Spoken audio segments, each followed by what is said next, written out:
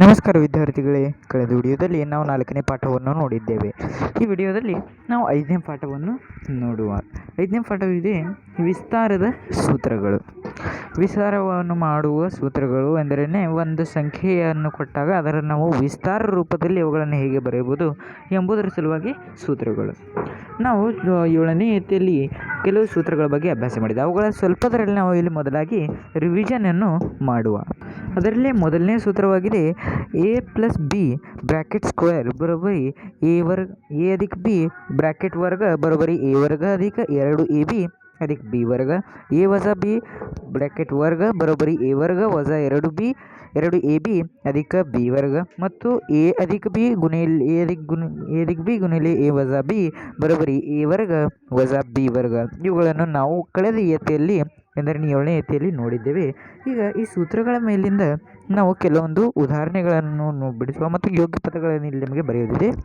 X ಎಂದರೆ A ವರ್ಗ X ವರ್ಗ ಮತ್ತು 2ab ಎಂದರೆ 2 ಗುಣಿಲೆ 2 ಬರೋಬ್ಬರಿ 4 4 ಎಕ್ಸ್ ವೈ ಅಧಿಕ 4 ವೈ ವರ್ಗ. ಇಲ್ಲಿ 2x ವರ್ಗ 4x ವರ್ಗ ವಜಾ 20x 2 ಗುಣಿಲೆ 5 10 10 2 20 ಮತ್ತು ಇಲ್ಲಿ 5 ವರ್ಗ 25 ವೈ ವರ್ಗ. ಮತ್ತು ಇಲ್ಲಿ ಕೆಲವು ಉದಾಹರಣೆಗಳನ್ನು ಕೂಡ ನೋಡಲಾಗಿದೆ. ನೋಡ್ರಿ 101ರ ವರ್ಗ ಬರೋಬ್ಬರಿ ಏನಾಗೋದು 101 ಎಂದರೆ 100 ಅಧಿಕ 1 ಇದರ ವರ್ಗ ಇಲ್ಲಿ ನಮಗೆ ಬರೆಯುವುದಿದೆ. ಇದರ ಸಲುವಾಗಿ 100ರ ವರ್ಗ ಬರುವುದು 100ರ ಮುಂದೆ 100ರ ವರ್ಗ ದೊರೆಯುವುದು 10,000. ಇಲ್ಲಿ 2 ಶೂನ್ಯಗಳಿವೆ, ಅದರ ವರ್ಗ ಎಂದರೆ ಪುನಃ 2 ಶೂನ್ಯಗಳನ್ನು ನಾವು ಇಲ್ಲಿ ಆ್ಯಡ್ ಮಾಡಬಹುದು. ಈಗ 100 ಗುಣಿಲೆ 2 200 ಮತ್ತು 1ರ ವರ್ಗ 1 ಇವುಗಳೆಲ್ಲದರ ಬೇರೀಸ್ ಮಾಡಿದ ನಮಗೆ ದೊರೆಯುವುದು 10,201. ಈಗ ನಾವು 98ರ ವರ್ಗ ಹೇಗೆ ತೆಗೆದು ನೋಡ್ರಿ. 98 ಎಂದರೆ 100 ವಜಾ 2ರ ವರ್ಗ 100ರ ವರ್ಗ 10,000. ಇಲ್ಲಿ 2 ಗುಣಿಲೆ 100 ಬರೋಬ್ಬರಿ 200 ಮತ್ತು ಗುಣಿಲೆ 2 400 ಇಲ್ಲಿ ವಜಾ ಮಾಡಿದೆವು ಮತ್ತು 2ರ ವರ್ಗ 4 ಇವುಗಳೆಲ್ಲದರ ವಜಾ ಮಾಡಿರಿ. ಮೊದಲು 9,600 ಅಧಿಕ 4 9,064 ಇಲ್ಲಿ ಇದರ ವರ್ಗ ನಮಗೆ ದೊರೆಯುವುದು. ನಂತರ 5m ಅಧಿಕ 3n 5m ವಜಾ 3n ಇದನ್ನು ನಾವು a + b ಬ್ರ್ಯಾಕೆಟ್ ಮತ್ತು a - b ಬ್ರ್ಯಾಕೆಟ್ ಇವುಗಳ ಗುಣಾಕಾರದಿಂದ ದೊರೆಯುವುದು a ವರ್ಗ ವಜಾ b ವರ್ಗ. ಎಂದರೆ ಇಲ್ಲಿ a ವರ್ಗವಿದೆ 5 a ಇದೆ 5m 5mದ ವರ್ಗ ವಜಾ 3nದ ವರ್ಗ 5mದ ವರ್ಗ ಬರುವುದು 25m ವರ್ಗ ಮತ್ತು 3nದ ವರ್ಗ ಬರುವುದು 9n ವರ್ಗ ಮತ್ತು ನಮಗೆ ಇಲ್ಲಿ ಉತ್ತರ ದೊರೆಯುವುದು 25m ವರ್ಗ ವಜಾ 9n ವರ್ಗ. ಈ ಪ್ರಕಾರವಾಗಿ ನಾವು ಇವುಗಳನ್ನು ಬಿಡಿಸಬಹುದು. ಈಗ ನಾವು ಮುಂದಿನ ಒಂದು ತಿಳಿದುಕೊಳ್ಳೋಣ ಬನ್ನಿ ಇದನ್ನು ನೋಡುವ.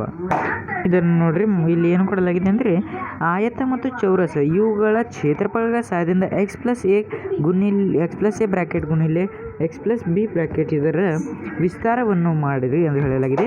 ಮೊದಲಾಗಿ ಈ x ಗುಣಾಕಾರ ಮಾಡಿರಿ. ಈ x ಗುಣಿಲೆ x ಬರುವುದು x ವರ್ಗ, ಈ x ಗುಣಿಲೆ ಈ b ಬರುವುದು xb ಮತ್ತು ಈ x ಗುಣಿಲೆ ಈ a ಬರೋಬ್ಬರಿ ax ಮತ್ತು ಈ x ಗುಣಿಲೆ ಈ b ಬರುವುದು ab. ಅದರಿಂದ ನಮಗೆ ಇಲ್ಲಿ ಫಾರ್ಮುಲಾ ದೊರೆಯುವುದು, ನಮಗೆ ಇಲ್ಲಿ ಸೂತ್ರ ದೊರೆಯುವುದು x ವರ್ಗ ಅಧಿಕ xb ಎಂದರೆ bx ಅಂದರೂ ಕೂಡ ಅನ್ನಬಹುದು ಮತ್ತು ax ಅಧಿಕ ab ಈ ಪ್ರಕಾರವಾಗಿ ಇದನ್ನು ದೊರೆಯುವುದು. ಇದೇ ನಮಗೆ axx ಎಂದರೆ ಇಲ್ಲಿ 4 ಬದಿಯಲ್ಲಿ ಬರೆದೇವೆ, ಇಲ್ಲಿ 4 ಬದಿಯಲ್ಲಿ ಬರೆಯಲು ಬರುವುದು ಮತ್ತು ಇಲ್ಲಿ ax ಬರಬಹುದು ಏಕೆಂದರೆ ಇಲ್ಲಿ a ಇದೆ ಮತ್ತು ಇಲ್ಲಿ x ಆಗುವುದು. ನಂತರ ಇಲ್ಲಿ b ಬರೆಯಬಹುದು, bx ಇದೆ ಇಲ್ಲಿ b ಮತ್ತು ಇಲ್ಲಿ x ಬರೆಯಬಹುದು. ನಂತರ ಇಲ್ಲಿ a b ಬಂದಿದೆ, ಅದರ ಸಲುವಾಗಿ ಇಲ್ಲಿ a ಮತ್ತು ಇಲ್ಲಿ b ಬರೆದೇವೆ ನಾವು ಇಲ್ಲಿ. ಇದರಲ್ಲಿ ನಮಗೆ ಕೊನೆಯದಲ್ಲಿ ಸೂತ್ರ ದೊರೆಯುವುದು x + a ಬ್ರ್ಯಾಕೆಟ್ ಗುಣಿಲೆ x + b ಬರೋಬ್ಬರಿ ಈ a ಮತ್ತು b ಇವುಗಳಲ್ಲಿ x ಇದು ಕಾಮನ್ ಆಗಿದೆ, ಅದರ ಸಲುವಾಗಿ x ಅನ್ನು ಕಾಮನ್ ತೆಗೆದಾಗ a ಅಧಿಕ b ಬ್ರ್ಯಾಕೆಟ್ x ಅಧಿಕ ab. ಈ ಪ್ರಕಾರವಾಗಿ ನಮಗೆ ಇಲ್ಲಿ ಕೊನೆಯದಾಗಿ ಸೂತ್ರವು ದೊರೆಯುವುದು. ಇದನ್ನೇ ಮುಂದಿನ ಅಲ್ಲಿ ನೋಡಲಾಗುತ್ತಿದೆ.